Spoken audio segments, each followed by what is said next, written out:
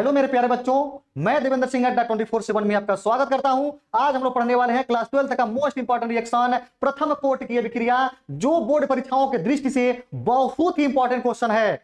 शून्य कोटि की अभिक्रिया हुआ या प्रथम कोटि की अभिक्रिया, इसमें से कोई एक क्वेश्चन हर साल एक ना एक क्वेश्चन जरूर आता है। इसके पहले वाले वीडियो में हम लोग पढ़े थे शून्य कोटि की अभिक्रिया, आज हम लोग पढ़ने वाले हैं प्रथम कोटि की अभिक्रिया। यह जो अभिक्रिया है यह शून्य कोटि अभिक्रिया से भी इंपॉर्टेंट अभिक्रिया है। इसमें हम लोग इसके अभिक्रिया का डिफिनीशन और इसका वेग व्यंजक तथा इसका अर्ध आयकाल और इसके रिएक्शन को पढ़ने वाले हैं। तो चलिए स्टार्ट करते हैं। यह कह रहा है इसमें प्रथम कोटि की अभिक्रिया और इसका फार्मूला। देखो जी, प्रथम कोटि की अभिक्रिया जो होती है उसको ध्यान देंगे। प्रथम कोटि की जो अभिक्रिया होती है उसका डिफिनीशन देखो। पहली बात, उसका डिफिनीशन जानने से पहले एक चीज देखो।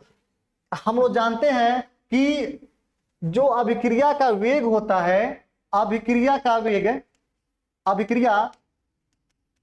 अभिक्रिया का वेग बराबर होता है, वेग बराबर ना लिखकर प्रपोर्शनल का चिन्ह लगा दो। अभिकारक जो होते हैं, अभिकारक के सांद्रता का यन होता है। यन घात मतलब जिस कोटि की अभिक्रिया रहेगी वही होता है। तो चलो जी, तो अभिक्रिया का वेग बराबर आर पे पावर यन। मान लीजिए कोई अभिक्रिया आर हो, अभिकारक आर हो और उत्पाद हमारा क्या हो, पी हो। जो आर है वह अभिकारक होता है और पी हमारा उत्पाद होता है। तो जो अभिकारक है इसको हमने लिया आर। तो इसका डिफिनीशन, प्रथम कोटि की अभिक्रिया का डिफिनीशन कैसे निकल कर आती है देखेंगे कि किसी भी अभिक्रिया में आर गिव्स पी, पी मतलब कोई भी अभिक्रिया हो सकता है। आर मतलब अभिकारक रिएक्टेंट, पी मतलब प्रोडक्ट उत्पाद। किसी भी अभिक्रिया में जो अभिक्रिया का वेग होता है, जो अभिक्रिया का वेग होता है अभिकारक के सांद्रता के एक घात के समानुपाती होती है। इसका डिफिनीशन ही हुआ। तो यहाँ पर प्रथम कोटि की अभिक्रिया है तो लिख सकते हैं अभिक्रिया का वेग है, अभिक्रिया का जो वेग होगा, वेग प्रोपोर्शनल टू किससे हो जाएगा, आर पे पावर 1, क्योंकि प्रथम कोटि की अभिक्रिया है। अब देखो, यह बड़े कोष्ठक का मतलब होता है सांद्रता, बड़े कोष्ठक मतलब होता है सांद्रता। तो अभिकारक की सांद्रता हुआ ना, यह अभिकारक और बड़े कोष्ठक मतलब सांद्रता। तो देखो फिर से वन सेकंड डिफिनीशन देख लेंगे। किसी भी अभिक्रिया में जो अभिक्रिया का जो वेग होता है वह अभिकारक के सांद्रता के एक घात के समानुपाती होता है, उससे ही प्रथम कोटि की अभिक्रिया कहते हैं। इसमें भी देख लो कि जिस अभिक्रिया में अभिकारक का जो वेग होगा, यानी अभिक्रिया का जो वेग होगा केवल एक अभिकारक के सांद्रता के घात के समानुपाती होता है, एक घात के समानुपाती होता है, उसे प्रथम कोटि की अभिक्रिया कहते हैं। और इसकी कोटि क्या होती है, एक होती है। अभिक्रिया की कोटि क्या होती है, एक होती है। चलिए अब उसके वेग व्यंजक को हम स्टार्ट करते हैं। चलो यहां पर देखेंगे, हम जानते हैं कि माना कोई रिएक्शन है, माना कोई अभिक्रिया जो होता है आर गिव्स टू पी, मान लीजिए अभिक्रिया क्या मान लिया हमने, आर गिव्स टू पी। तो क्या हम जानते हैं कि जो अभिक्रिया का जो वेग होगा, अभिक्रिया का वेग बराबर क्या होता है, अभिक्रिया का वेग प्रोपोर्शनल टू क्या होता है, आर पे पावर यन। यही हम लोग पढ़े थे मेरे भाई, आर पे पावर यन। तो क्या है, यह प्रथम कोटि की अभिक्रिया है। यह क्या है, प्रथम कोटि की अभिक्रिया है। प्रथम कोटि की अभिक्रिया है, कोटि की अभिक्रिया है, अभिक्रिया है। तो जब प्रथम कोटि की अभिक्रिया है इसलिए तो n बराबर कितना हो जाएगा, 1। तो अभिक्रिया का वेग बराबर हो जाएगा, वेग बराबर हो जाएगा। देखिए प्रपोर्शनल का चिन्ह हटाएंगे तो k कांस्टेंट हो जाएगा, k r पे पावर n लिख देंगे, और एक कोटि की अभिक्रिया तो क्या लिख देंगे, 1 लिख देंगे। वेग बराबर k r पे पावर n हो जाएगा। अब देखिए जो अभिक्रिया का जो वेग होता है वह समय किसको कहते हैं, अभिक्रिया का वेग, सांद्रता परिवर्तन की दर को क्या कहते हैं, वेग कहते हैं। अब देखो जी, तो किसके सापेक्ष, समय के सापेक्ष सांद्रता में परिवर्तन हो रहा है ना अभिकारक में, तो d/dt किसके सापेक्ष हो रहा है, समय के सापेक्ष किसमें, आर में हो रहा है, बराबर हो जाएगा के आर, के आर हो गया। अब देखो, अब डी आर अपन डी टी को हम लोग माइनस में लिखेंगे, कैसे लिखेंगे जरा सोचो। मान लीजिए कोई अभिकारक है और कोई उत्पाद है, तो जो अभिकारक मान लीजिए स्टार्टिंग में 10 हो तो उत्पाद क्या रहता है, 0 होता है। शुरू में कोई अभिकारक मान लीजिए 10 हो तो उत्पाद क्या रहेगा, 0 रहेगा। तो कुछ समय के बाद जब अभिक्रिया होगी तो कुछ कम ही होगा, मान लीजिए 8 हो गया तो उत्पाद में कितना कन्वर्ट हो गया, 2 हो गया। मान लो ये 6 हो गया तो उत्पाद में कितने कन्वर्ट हो गए, 4। तो देख रहे हैं यह समय के अनुसार जो अभिकारक है यह परिवर्तित होता जा रहा है, यानी कम होता जा रहा है। तो इसीलिए d r upon d t को कहते हैं minus d r upon d T.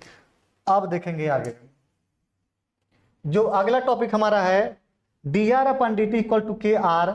इसको हम लोग लिखना चाहें तो ऐसे लिख सकते हैं। देखो, यह अवकलन के फॉर्म में हम लोग क्या करते हैं, शून्य कोटि का क्रिया हम क्या बताए थे, जो अवकलन के फॉर्म में डिफरेंशिएशन में होता है उसको इंटीग्रेशन कर देते हैं, यानी समाकलन कर देते हैं। तो समाकलन तो एक पक्ष में करेंगे नहीं, तो क्या कर लेते हैं, दोनों पक्षों में समाकलन करने पर लिख देंगे यहाँ पे दोनों पक्षों में, दोनों ऐसे लिख दो, दोनों पक्षों में समाकलन करने पर, दोनों पक्षों में, दोनों पक्षों का, दोनों पक्षों का समाकलन करने पर, समाकलन करने पर। अब क्यों समाकलन करते हैं, अवकलन को समाप्त करने के लिए समाकलन का प्रयोग करते हैं, समाकलन करते हैं, यानी करने पर लिख दो बेटर होगा, समाकलन करने पर, समाकलन करने पर। अब जब दोनों पक्षों का समाकलन करेंगे तो ध्यान देंगे यहाँ पे ध्यान देंगे। अब तो समाकलन क्या करेंगे, D r upon d T, D r अपान क्या कर देंगे, डी टी। अब देखो जी, समाकलन हो डी आर है तो डी टी के फॉर्म में तो समाकलन हो नहीं पाएगा, तो क्या कहते हैं, आर है तो आर के फॉर्म में रहेंगे, करते हैं। यदि टी रहता तब टी के फॉर्म में करते हैं। तो डी आर है तो डी आर के नीचे हम लोग क्या, डी टी को यहाँ कर लो और आर को यहाँ कर लो। तो डी टी को वहां से हटा देंगे, यहाँ क्या कर देंगे, हटा देंगे, और वहां पर क्या लिख देंगे, आर लिख देंगे। यहाँ पे क्या लिख देते हैं, आर लिख देते हैं। डी आर अपान आर यहाँ चला गया और डी टी को यहाँ लिख दीजिए। और जो माइनस का चिन्ह है बराबर के इधर लेते जाइए, माइनस को इधर कर लो के, और क्या हो जाएगा, डी टी हो जाएगा, समाकलन डी टी। माइनस और कांस्टेंट को हटा लेते हैं, उसके बाद समाकलन कर देते हैं। और समाकलन जो होती है कहां से कहां तक होती है उसको देखेंगे। देखो जी, जो समाकलन होती है, मान लीजिए t बराबर 0 था तो r का मान उस समय क्या था, r0 मान लेते हैं। मान लो, माना t बराबर 0 तो r के बराबर 0। शून्य कोटि की अभिक्रिया में भी ऐसे ही बताए थे। यदि t बराबर t समय पे तो r का मान कितना हो जाएगा, rt हो जाएगा, r का मान rt। तो क्या करेंगे, समाकलन में क्या करते हैं, कहां से कहां तक, r0 से लेकर के rt तक, और समय को 0 से लेकर के t तक। तो देखेंगे जो समाकलन है कहां से कहां तक करेंगे, लोअर लिमिट हमारा क्या है, r0 बेस है, और अपर लिमिट क्या है, rt है। D r upon r equal to कर देंगे माइनस के, समाकलन का चिन्ह लगा देंगे। समय है, देखिए आर वाला है तो आर को यहाँ पे लिखा ए वाला, और समय वाला हमने यहाँ पे लिखा। कहां से कहां तक, लोअर लिमिट हमारा क्या है, 0। स्टार्टिंग कहां हो रही है, 0 से, और खत्म कहां हो रहा है, टी पे। किसका कर रहे हैं, डी टी का कर रहे हैं। तो क्या होगा मेरे दोस्त, इसको देखेंगे। अब देखो, समाकलन जब करते हैं हम लोग जानते हैं किसी समाकलन dx अपान x का समाकलन क्या होता है, log x, log x base e। Base ना लिखना हो e तो ln x लिख सकते हैं, ln x लिख सकते हैं। यदि dt अपान t हो, समाकलन करेंगे तो इसका मतलब क्या होता है, log ln t लिख दो, ln t लिख लो। इसको ln के फॉर्म में लिखना है तो ln के फॉर्म में लिख दो, ln t हो जाएगा। या log फॉर्म में लिखना हो तो log बेस ए टी लिखना हो तो लिख दो। और उसी तरह से हम लोग का हमारा dr अपन x है, तो dr अपन x को जब समाकलन करेंगे तो क्या हो जाएगा, log यानी ln r हो जाएगा। कहां से कहां तक हो जाएगा मेरे भाई, r0 से लेकर के rt तक हो जाएगा समाकलन। और यह dt का समाकलन कितना होगा, देखो जी dx का समाकलन करते हैं तो कितना होता है, x होता है। यदि कुछ भी हो dp का समाकलन करेंगे तो क्या हो जाएगा, p हो जाएगा। तो dt का समाकलन करेंगे तो क्या हो जाएगा, t हो जाता है। जो तब आगे देखेंगे हम लोग dt का समाकलन, जब dt का समाकलन करते हैं तो क्या हो जाता है, माइनस के टी हो जाता है। कहां से कहां तक है, 0 से लेकर के टी तक, 0 से लेकर के टी तक। अब देखो जी यहां पर देखो, ये पूरा साइड में देखो, साइड में देख लेते हैं। ln r upper limit minus lower limit, इसके प्लेस पे क्या लिख देंगे, आरटी को लिख देंगे तो हो जाएगा, रूल है ln rt minus ln r0। यह नियम होता है, अपर लिमिट यानी इसके स्थान पे इसका मान रखते हैं और फिर से माइनस करके इसी का स्थान पे इसका मान रखते हैं। तो ln r के स्थान पे क्या लिख देंगे, rt, फिर से r के स्थान पे r0। तो ln rt minus ln r0 equal to minus के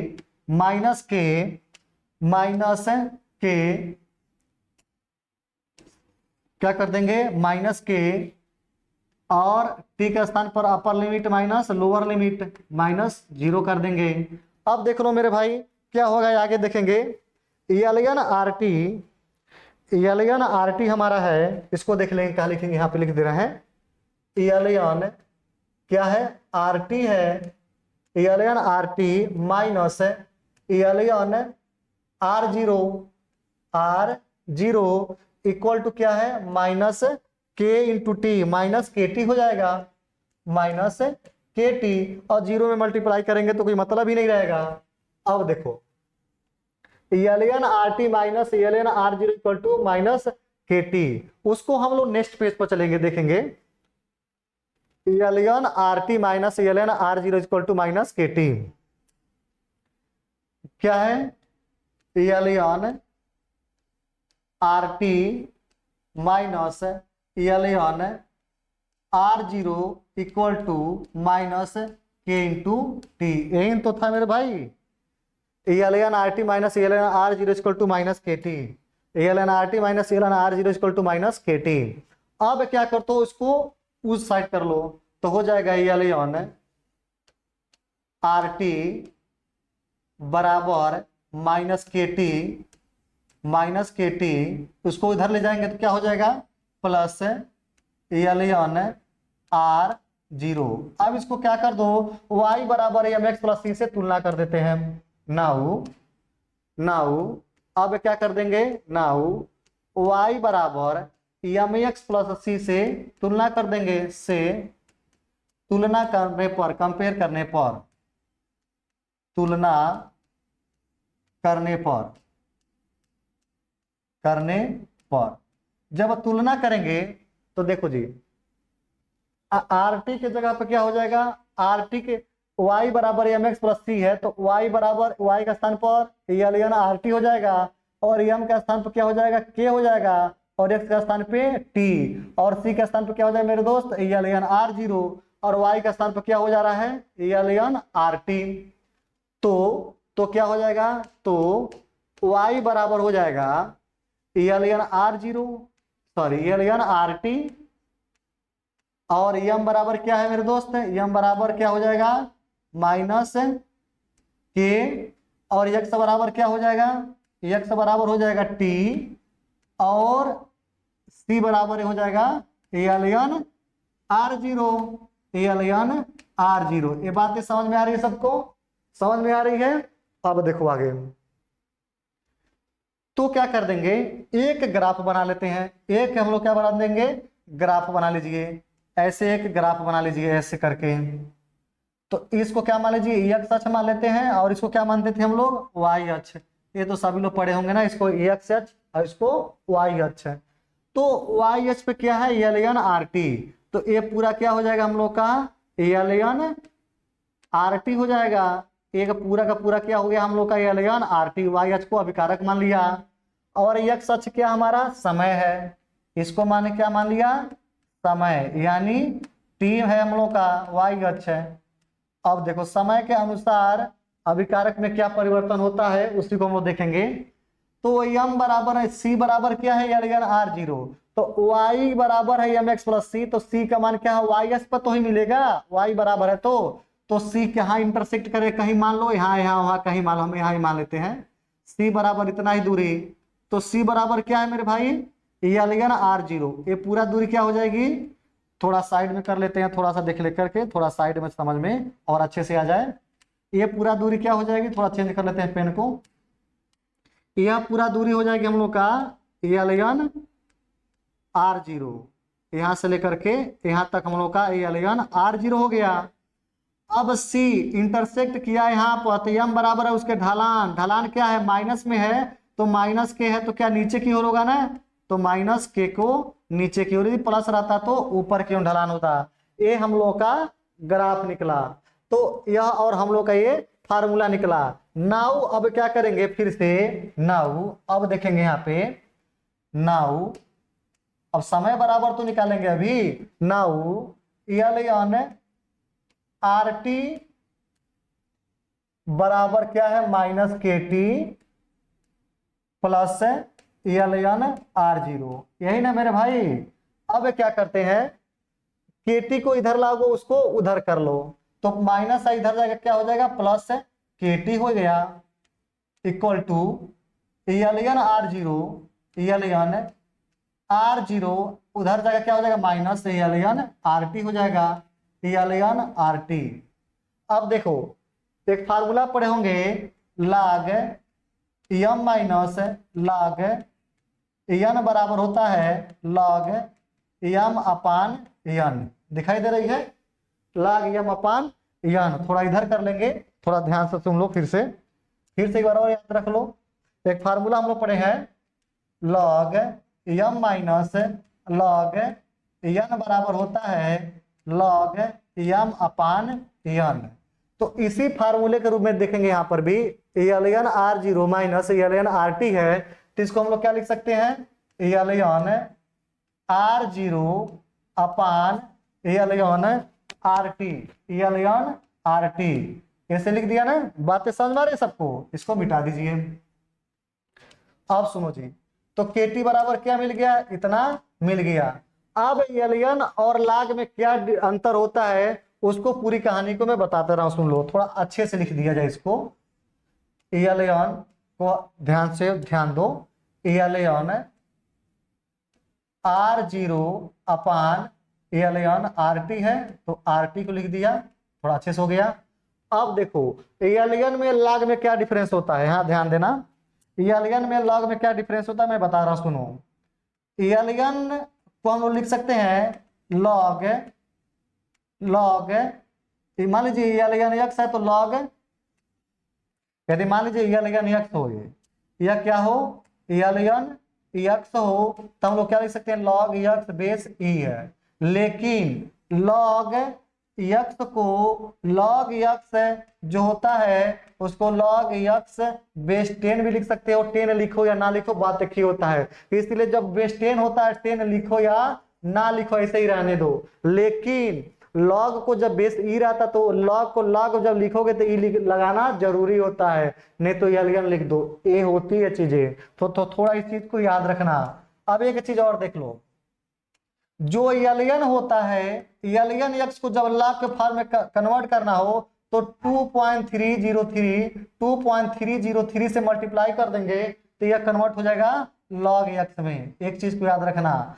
तो कभी भी एल एन को कन्वर्ट करना हो इस समय तो 2.303 से मल्टीप्लाई कर दोगे तो log एक्स में कन्वर्ट हो जाता है। तो चलिए आइए आगे हम लोग उसी की तरह से देखते हैं हम लोग आगे। अब देखो जी, तो जो हम लोग का केटी है तो केटी को रहने दो इतना ही। अब एल एन को हम लोग क्या कर देंगे, मतलब log में कन्वर्ट कर देंगे, तो 303 से मल्टीप्लाई कर देंगे। अब यह किस में बदल गया, लॉग में। अब बेस 10 लिख सकते हो, अच्छा बेस 10 ना लिखो, तब हो जाएगा R0/RT हो जाएगा। बातें समझ में आ रही है मेरे भाई। अब आगे देखो, तो हम लोग टी बराबर निकालना है नाउ, टी बराबर क्या हो जाएगा 2.303 अपान के इंटू लॉग R0/RT। ये हम लोग का फार्मूला निकल करके आ गया। इस फार्मूले को आप लोग लिख लीजिएगा और इसको याद रखिएगा। अब इसका यूज हम लोग करेंगे किसमें, जो अर्ध आयुकाल है उसमें यूज करेंगे, जो इस प्रकार है इसको देखेंगे हम लोग। देखिए यहाँ पे अब इसका प्रथम कोट अभिक्रिया का अर्ध आयुकाल, जो प्रथम कोट की अभिक्रिया होती है उसका अर्ध आयुकाल किसे कहते हैं, कि जो अभिकारक होता है, और अभिकारक जो होता है अपनी प्रारंभिक अवस्था के जब आधा बच जाती है तो उसे क्या कहते हैं, अर्ध आयुकाल कहते हैं। डिफिनीशन देख लेंगे, वह समय जिसमें किसी अभिकारक की सांद्रता अपनी प्रारंभिक सांद्रता की आधी रह जाती है उसे अभिक्रिया का अर्ध आयुकाल कहते हैं।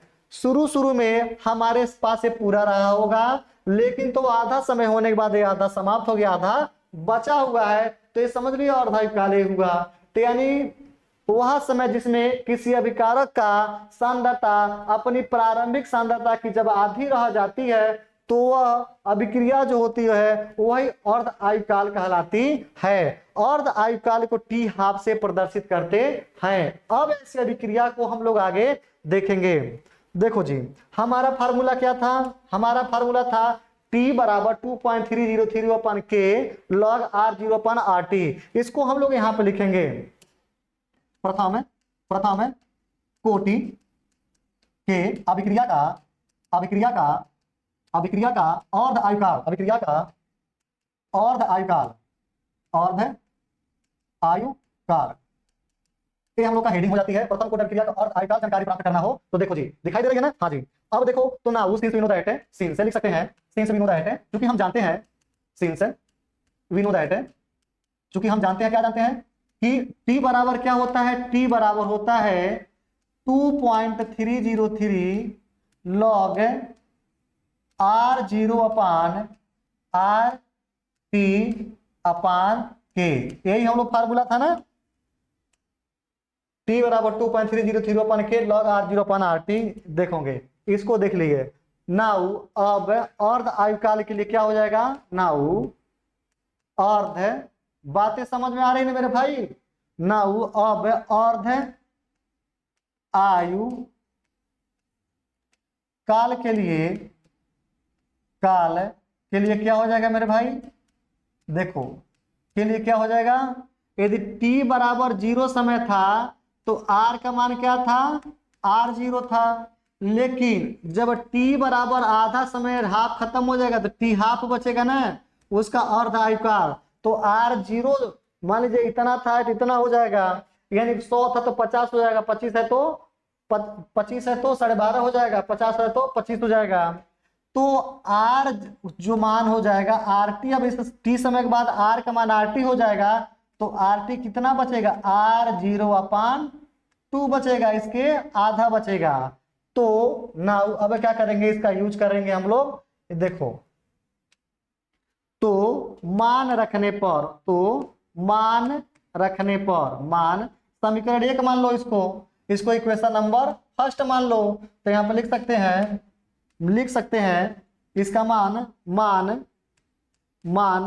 समीकरण 1 में रखने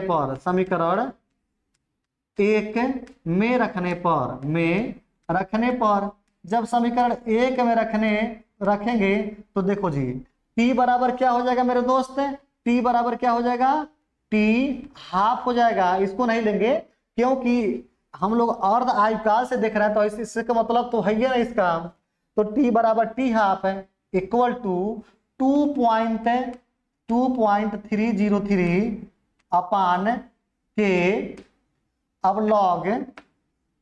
लॉग R0 का स्थान पे क्या है, R0 का स्थान पे R0 ही रहेगा, लेकिन RT के स्थान पे क्या हो जाएगा, R0/2, 2।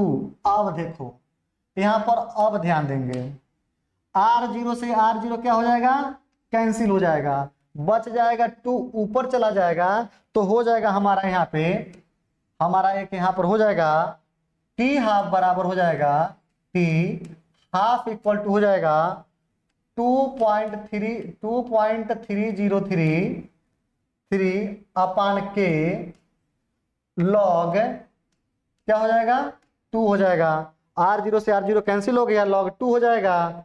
अब देखो देखो कैसे होता है, इसके अपान देखो RT का स्थान पर R0 अपान 2 है तो इसके अपान 1 कर सकते हो ना, 1 कर सकते हैं तो इसका गुणा इसमें हो जाता है, इसका गुणा इसमें तो 2 ऊपर चला जाता है इसलिए 2 हो गया। अब देखो जी t बराबर क्या हो जाएगा मेरे दोस्त, t हाफ बराबर हो जाएगा 2.303 लॉग 2 का मान कितना होता है 0.301 होता है अपान के हो जाएगा। इसका मान आप लोग याद रखिएगा, लॉग 2 का मान होता है 301 होती है, और जब इसका गुणा करेंगे मल्टीप्लाई करेंगे तो कितना आ जाएगा, मुझे याद है बता दे रहा हूं 0.693 अपान के। यही हम लोग का जो फार्मूला होता है और आयुकाल का यही निकल करके आता है। अब हम लोग इसका देखेंगे रिएक्शन, जो प्रमुख अभिक्रियाएं हैं, इसका जो बोर्ड परीक्षा में बहुत ज्यादा क्वेश्चन पूछता है, जितने भी अर्ध आयुकाल प्रथम कोटि की अभिक्रिया का अर्ध आयुकाल का जो फार्मूले होते हैं, उसको फार्मूले का रिएक्शन होते हैं, उसको हम लोग देख लेंगे। देखो जी एथिल एसीटेट का अम्लीय जल अपघटन, जो CH3COO2H5 एथिल एसीटेट है, उसका जल अपघटन कराएंगे तो इसको हम लोग यहाँ लिखना है गिब्स क्या दे रहा है, एसिटिक अम्ल CH3COOH और एथिल एल्कोहल। देखो यह होता है प्रथम कोटि के अभिक्रियाएं। क्यों, क्योंकि जो हम लोग एथिल एसीटेट होता है, जल को डालने से उतना का इसका कोई इतना महत्वपूर्ण नहीं होता है, इसीलिए जो यह होता है इसको हम लोग मानते नहीं है, सिर्फ इसी को काउंट कर लेते हैं, प्रथम कोटि की अभिक्रिया में मान लेते हैं, ते हो जाती है प्रथम कोटि की अभिक्रिया। अब देखो फिर से वही बात, इसमें भी चीनी और पानी, तो पानी कोई अभिक्रिया तो करता नहीं है, आप जानते ही हो। तो जो चीनी है जब जल के साथ अभिक्रिया कराते हैं ग्लूकोज और फ्रक्टोज में टूट जाता है, यह भी प्रथम कोटि की अभिक्रिया हो जाती है। नेक्स्ट हम लोग देखेंगे N2O5 डाई नाइट्रोजन पेंटाक्साइड जो है, इसको जब अभिक्रिया कराते हैं तो नाइट्रोजन डाइऑक्साइड और ऑक्सीजन में कन्वर्ट हो जाती है, तो इसी तरह साफ से साफ दिख रहा है प्रथम कोटि की अभिक्रिया है। यह थायोनिल क्लोराइड जो है यानी सल्फ्यूरिल क्लोराइड जो है, यह जब इसको अपघटित कराते हैं तो सल्फर डाइऑक्साइड और क्लोरीन में टूट जाती है, ये भी क्या कहलाती है प्रथम कोटि की अभिक्रिया। देखो जो इंपॉर्टेंट रिएक्शन है, बोर्ड परीक्षा में जो सबसे अधिक क्वेश्चन पूछे जाते हैं, रिएक्शन को हमने बता दिया। आज के लिए बस इतना ही, मिलते हैं नेक्स्ट अगले वीडियो में, तब तक के लिए धन्यवाद।